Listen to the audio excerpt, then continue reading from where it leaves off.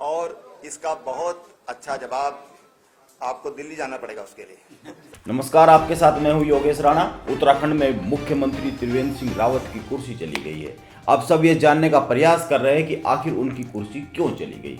जब पत्रकारों ने उनसे पूछा कि आपने इस्तीफा क्यों दिया, तो उन्होंने कह दिया कि इसका जवाब पाने के लिए आपको दिल्ली जाना पड़ेगा।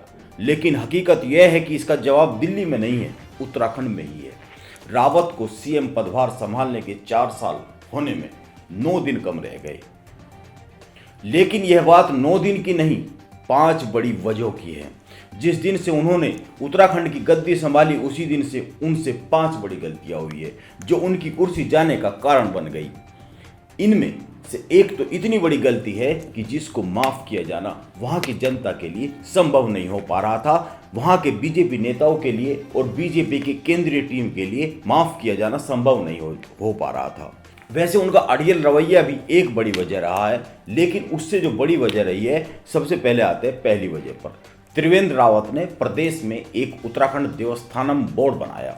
इस बोर्ड के तहत देवभूमि के 4 धाम केदारनाथ, बद्रीनाथ, गंगोत्री और यमुनोत्री को सरकार के अधीन कर दिया गया। इससे ब्राह्मण समाज नाराज हो गया। भाजपा के ही सांसद सुब्रमण्यम स्वामी ने इस फैसले को हाईकोर्ट में चुनौती दे दी। हालांकि हाईकोर्ट में सरकार जीत गई और स्वामी सुप्रीम कोर्ट चले गए। सुप्रीम कोर्ट में अभी भी इस मामले की सुनवाई चल रही है। सरकार के इस फैसले से प्रदेश का पूरा ब्राह्मण समाज नाराज हो गया। त्रिवेंद्र के इस फैसले से भाजपा आला कमान भी खुश नहीं था। हरिद्वार से लेकर बद्रीनाथ तक संत समाज भी इसके खिलाफ हो गया।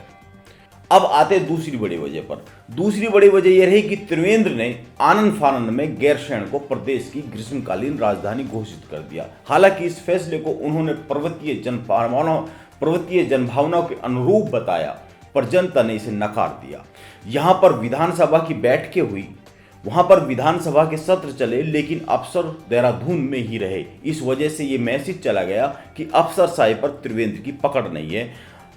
अफसर गैरसैंण में नहीं बैठ रहे हैं, वो त्रिवेंद्र की सुनते नहीं है, वो देहरादून में ही बैठ रहे हैं।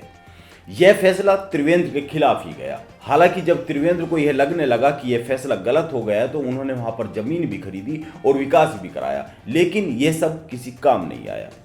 अब तीसरी बड़ी वजह पर आते। तीसरी बड़ी वजह क्या है? उत्तराखंड सांस्कृतिक और भाषाई तौर पर गढ़वाल और कुमाऊं मंडलों में बटा हुआ है। वो 2 भागों में बटा हुआ है। दोनों ही मंडलों में हमेशा से राजनीति में दबदबा कायम करने की होड़ रहती है। उत्तर प्रदेश में रहते हुए भी इन दोनों मंडलों में ऐसी होड़ थी कि अगर एक मंडल को कुछ मिलता था तो उसी तरह का दूसरे मंडल को भी देना पड़ता था उत्तर प्रदेश सरकार को, नहीं तो वहां पर बहुत विरोध हो जाता था, पब्लिक खिलाफ हो जाती थी। त्रिवेंद्र ने इसी समीकरण को छेड़ दिया। उन्होंने गढ़वाल और कुमाऊं को मिलाकर, उनके कुछ जिलों को मिलाकर, 4 जिलों को मिलाकर एक नया मंडल बनाया, गैरसैंण मंडल। इसमें कुमाऊं के 2 जिले अल्मोड़ा और बागेश्वर को शामिल किया गया, तो पूरे कुमाऊं में सियासी तूफान आ गया। इसको कुमाऊं के नेताओं ने और वहां की जनता ने अस्मिता और पहचान पर हमला मान लिया। अगर मैं सच कहूं तो त्रिवेंद्र से यह इतनी बड़ी गलती हो गई कि इस गलती को माफ नहीं किया गया। अल्मोड़ा को कुमाऊं की सांस्कृतिक राजधानी के तौर पर पहचान है। इसके खिलाफ जनता और नेता दोनों ही होने लगे। उनका यह फैसला ऐसा रहा कि उनको कुर्सी से हटाने के अलावा केंद्रीय नेतृत्व के पास कोई रास्ता ही नहीं बचा था, क्योंकि यह मैसेज चला गया कि आने वाले चुनाव में पूरा कुमाऊं मंडल इसके खिलाफ हो जाएगा। यानी कि कुमाऊं मंडल के जो 6 जिले हैं उनसे बीजेपी के लिए चिंता बन जाएगी। चौथी बड़ी वजह, वैसे तो तीसरी गलती ही उनकी कुर्सी को जाने के लिए काफी रही है। इसके बाद भी एक और बड़ी वजह उन्होंने की है।